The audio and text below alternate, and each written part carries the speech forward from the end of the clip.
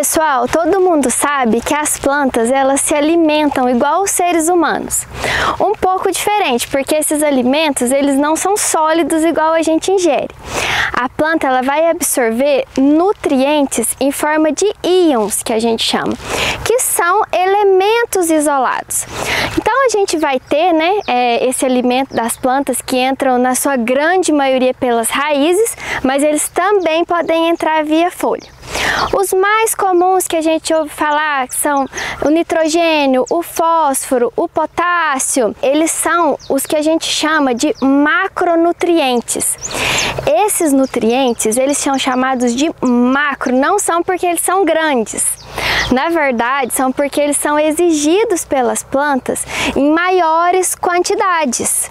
Então, dentro dessa classe dos nutrientes, eu tenho esses, que são os macro, exigidos em grandes quantidades, e eu vou ter também os que a gente chama de micronutrientes. E a gente não pode se enganar, porque eles são chamados de micro, mas eles não são menos importantes. Eles são chamados assim só porque eles são exigidos em menores quantidades. Geralmente, os micronutrientes, eles vão ser mais absorvidos via folha, que é o zinco, o boro, o manganês. Temos também outros nutrientes que vêm chegando com muita força aí dentro dos micros, que são o níquel, o cobalto, o molibdênio. Mas os micros, eles também podem ser feitos via solo. Só que como eles são exigidos em quantidades muito pequenininhas, fica muito difícil da gente distribuir eles na nossa grande área de café. Então, os macro, quando a gente fala de um nitrogênio, por exemplo, a gente está falando em torno de 400 quilos daquele elemento nitrogênio. Então, às vezes a gente vai aplicar 1 tonelada de adubo, entendeu? Dentro do hectare nosso de café.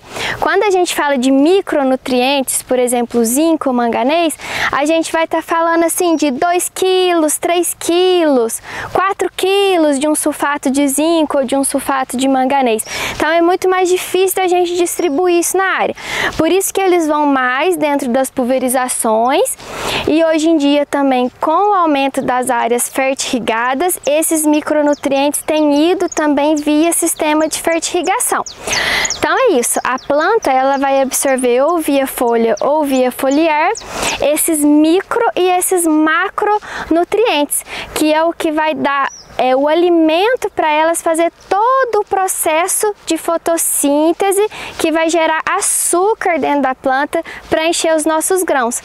Além dos nutrientes que a gente adiciona na lavoura, a planta também ela se utiliza de outros macronutrientes, que são o carbono, o hidrogênio e o oxigênio. Mas esses a gente não consegue colocar para elas, a gente não consegue alimentar elas. Isso vai estar no nosso ar. Então ela vai absorver o carbono, o hidrogênio e o oxigênio, vai ser a partir do CO2, certo? Que está no nosso ambiente. E isso vai entrar via folha para ela. Então, com os macros, os micros que a gente alimenta e mais esses macros que vêm do ar, a planta vai pegar isso tudo, juntar e utilizar a luz do sol para fazer o nosso açúcar.